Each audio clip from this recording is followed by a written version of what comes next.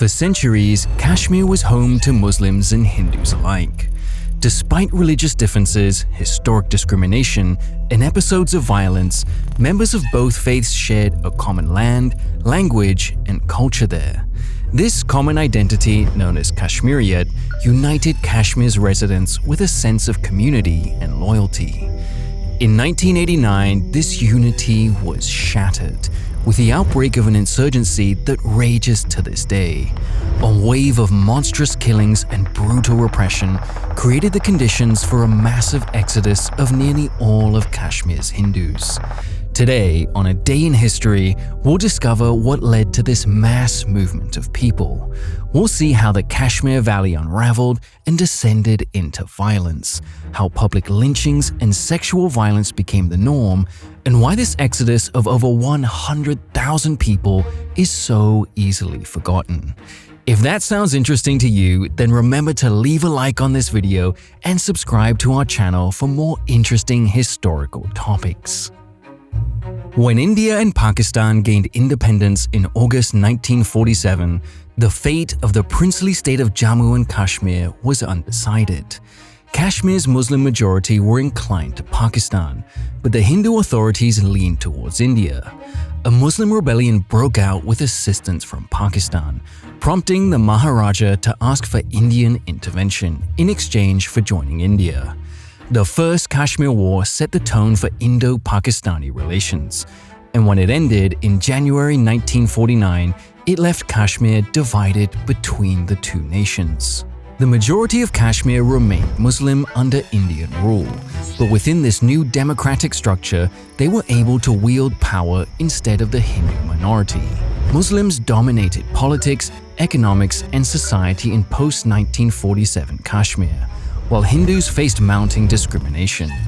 Hindus had their land taken and redistributed, were denied promotions and jobs, and had little in the way of political power. Meanwhile, Kashmir's Muslims were partial towards Pakistan, which led to tension with Indian authorities and security forces, who reacted harshly to any whispers of Kashmiri separatism and passed oppressive laws to counter it. In time, Islamic militancy grew in the valley. The Jamaat-e-Islami group worked its influence through schools, mosques, and political activism to encourage separatist and anti-India feeling in Kashmir. Meanwhile, Pakistan was eager to support this. After all, India had helped Bangladesh break away in 1971, and it was eager to repay the favor by splitting off a piece of India. Pakistan began funding and arming militant groups in Kashmir and encouraging violence, most notably the Jammu Kashmir Liberation Front (JKLF). The result was an ever-growing crisis between Kashmir's Hindus and Muslims. Sporadic violence was a rule of life in the valley, with occasional outbursts of mass chaos. In February 1986, for example, as many as 2,000 people died in religious riots, with homes, shops, and temples destroyed. Credible allegations of election manipulation in 1987 by the Indian government against Muslim interests in Jammu and Kashmir was a final straw for many, and the mood in Kashmir moved decisively in favor of separatism and militancy.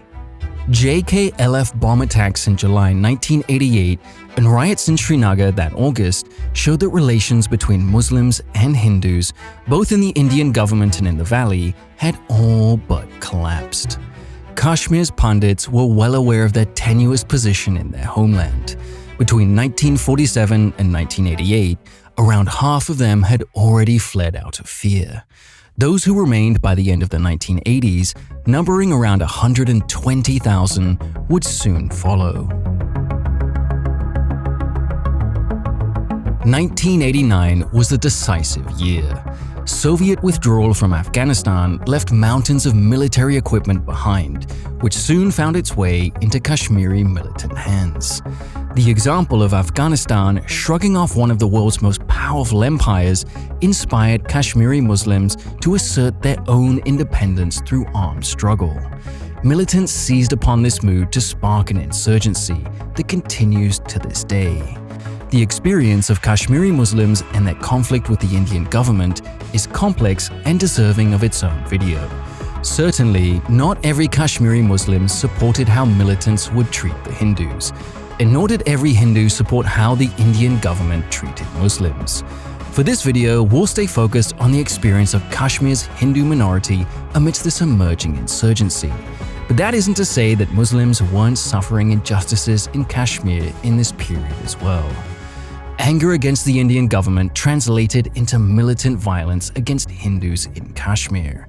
For example, community leader and lawyer Tika Lal Taplu, who had served as the vice president of the BJP in Jammu and Kashmir, was gunned down by militants near his home on September 14, 1989. A similar attack claimed the life of another legal figure, Neela Kant Ganju, on November 4th.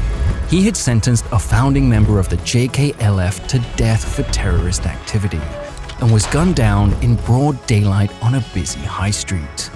A similar public murder befell social worker P.N. Bhatt, who was shot dead in a marketplace in Anantnag in the middle of the day on December 27th. These killings were not random. The militants sought out government and political figures, but also community leaders and anyone whose death might destabilize the Hindu community. Such an approach has been common in ethnic violence throughout history. By decapitating a community's leadership, that community became more fearful and vulnerable. These goals were made explicit in January 1990, when pamphlets, newspapers, and radio broadcasts began calling for Muslim Kashmiris to rise up and throw out non-Muslims. The Urdu paper Aftab was clear. The aim of the present struggle is supremacy of Islam in Kashmir, in all walks of life and nothing else.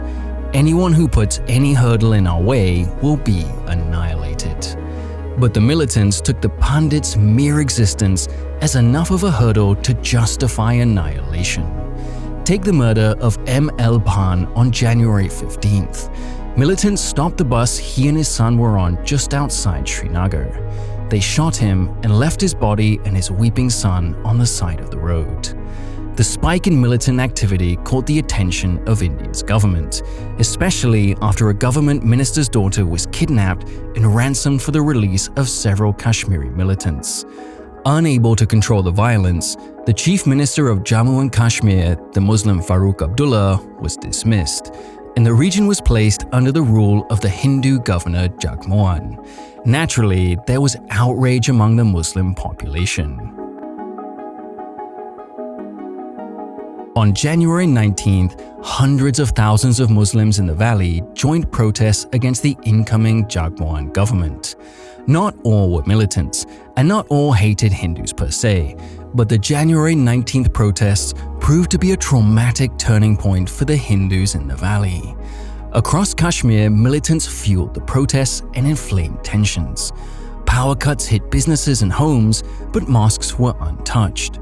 Mosques began broadcasting supportive messages for the protesters and threats to the Hindus, urging them to leave or convert in anticipation of a free Islamic Kashmir. Local police were overwhelmingly Muslim and sympathetic, so did not lift a finger when protests turned violent. Dozens of Hindus were attacked and several killed. The rest fortified themselves in their homes as shouting crowds outside called for their conversion, removal, or death. It fell to the governor's security services to respond to the January 19th protests, and their intervention only led to more bloodshed. Jagmohan's forces cracked down hard on the protests, and some 300 people were killed in clashes. As many as 100 people were killed in a single incident at Gul Kadal Bridge, when security forces opened fire on protesters.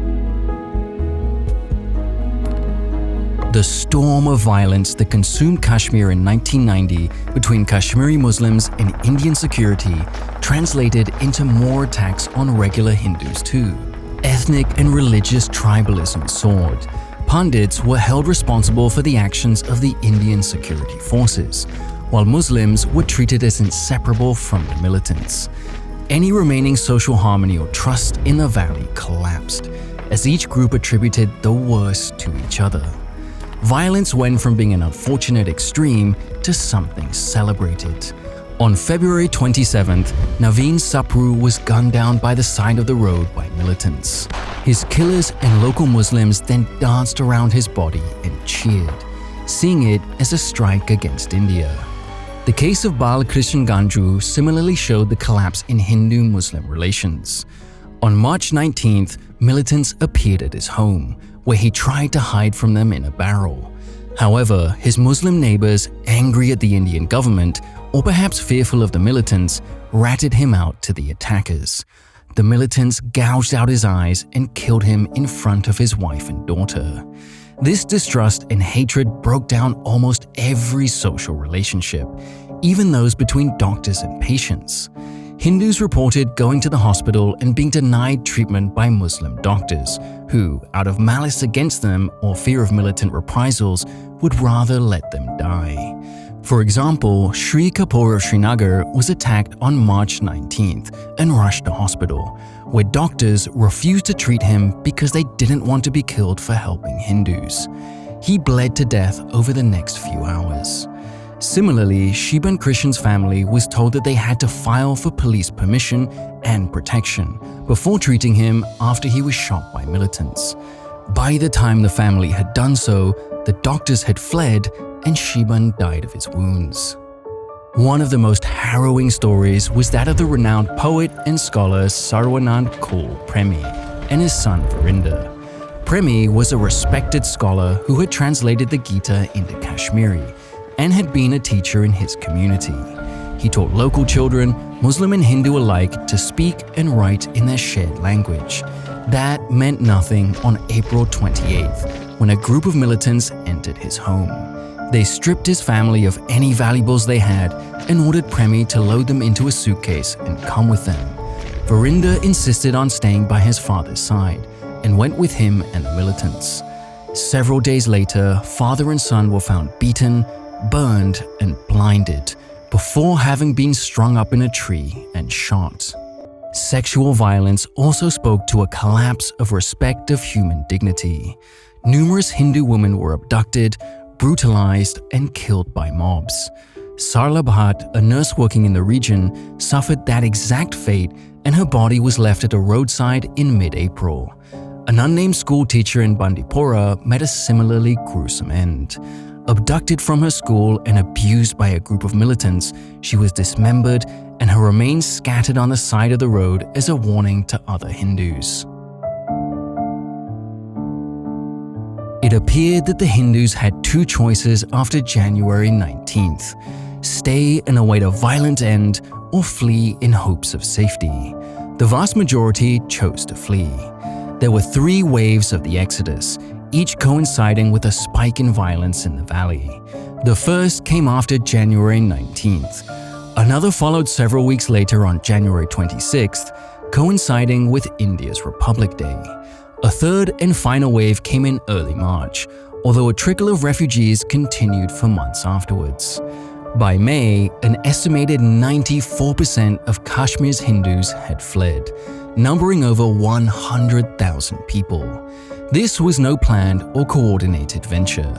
Conspiracy theories emerged and are still popular that Governor Jagmohan secretly arranged the exodus to clear the valley and allow his security forces free rein to target Muslims without fear of hitting Hindus.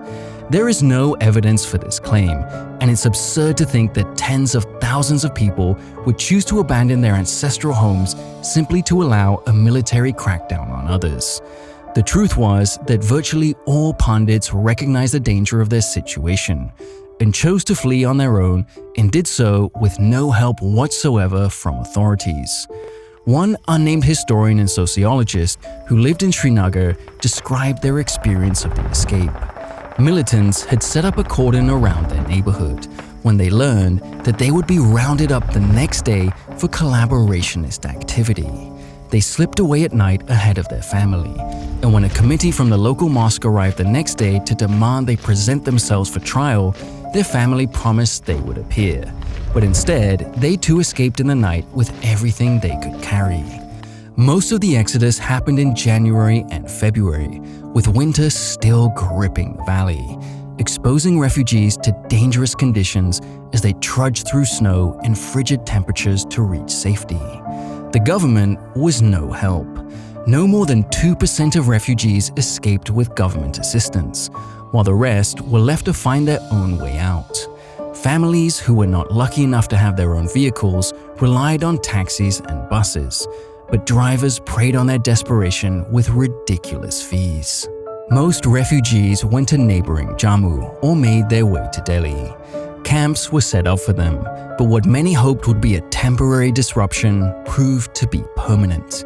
Some would remain in the camps for decades, and as of 2024, there has been no effort to resettle them. Between 1986 and 1997, around 1,200 Hindus were killed in the Kashmir Valley, with as many as 500 killed at the height of violence between late 1989 and mid-1990. Meanwhile, an estimated 100,000 people were forced to flee their homes. A small number of Hindus remained in the valley past 1990. N.H. Wachlu was one. A former trade union activist with connections to the Muslims, he tried to earn his safety by filing petitions against the security forces on behalf of Muslims. That did not spare him the militants' wrath, who executed him in cold blood in December 1992. A number of massacres of remaining Hindus in Kashmir continued through the 1990s. 7 were murdered in Sangrama in March 1997. 23 were gunned down in Wandhama in 1998, when militants stole Indian security uniforms and opened fire on civilians. Nighttime raids in April of that year claimed 26 Hindu lives, with men, women, and children beheaded by militants. Such violence continued into the 2000s, with a massacre of 24 Hindus, including a child as young as 2, in the village of Nadimarg on March 24, 2003. But these Hindus represent only a small minority of a once larger group. One estimate put the number of Hindu families left in the valley in 2010 at just 800. The reaction to this humanitarian crisis was minimal. Violence between Indian security forces and Kashmiri Muslims dominated the spotlight, and Kashmir's Hindus were too often dismissed as collateral damage or deserving casualties of the wider conflict in Kashmir. International awareness of their plight is all but non-existent, but so too has been the aid of the Indian government. To this day, it has made virtually no effort to resettle them, has shown no interest in compensating their losses or trying to create circumstances where they can return to their ancestral homes. Even legal attempts to get justice for murdered victims has gone nowhere, with petitions to reopen investigations into their murders being dismissed by the Indian Supreme Court. Some Hindu activists have described the exodus as a genocide, citing the UN's definition of actions, with intent to destroy, in whole or in part, a national, ethnic, racial, or religious group, by deliberately inflicting on the group condition of life calculated to bring about its physical destruction in whole or in part. It's easy to see why they might think that. Still, there is a war of narratives over the issue and lots of confusion over exactly what happened. For example, the 1991 book Genocide of Hindus in Kashmir by the Hindu Jammu Kashmir Sahayata Samiti group described 40 Hindu temples being destroyed in the violence in early 1990. However, an investigation in February 1993 of 23 of these temples found all but 2 of them completely intact. The scholar Sumatra Bose also challenged the death tolls presented by certain sources. Despite claims that several hundred Hindus were killed by March 1990, Bose argued that no more than 32 murders can be confirmed in Kashmir in that period. Depending on one's perspective on the issue, these arguments can be evidence of exaggeration or of downplaying the truth that is tantamount to genocide denial. What is clear is that the events in Kashmir in the last few decades are a new chapter in its history. Hindus and Muslims have lived in Kashmir for centuries. That history has been punctuated with periods of persecution under Muslim, Hindu, and foreign rulers alike. There has been violence and disagreement, but also cooperation. They shared land, language, culture, and space for centuries. For every murder or attack between Muslims and Hindus, there were many more friends, mentors, colleagues, or neighbors whose relationships crossed the religious divide. That history is all but over. The Hindus of Kashmir have been nearly completely eradicated.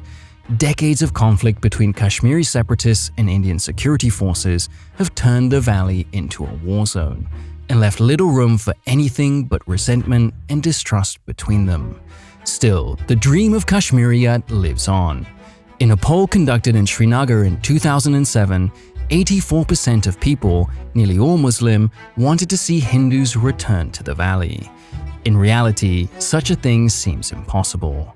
For many Hindus, the trauma is too great, and the chance of violence occurring again is too high. Kashmir remains one of the most volatile and delicate geopolitical fault lines in the world, with a long and bloody history of conflict that shows no signs of slowing down.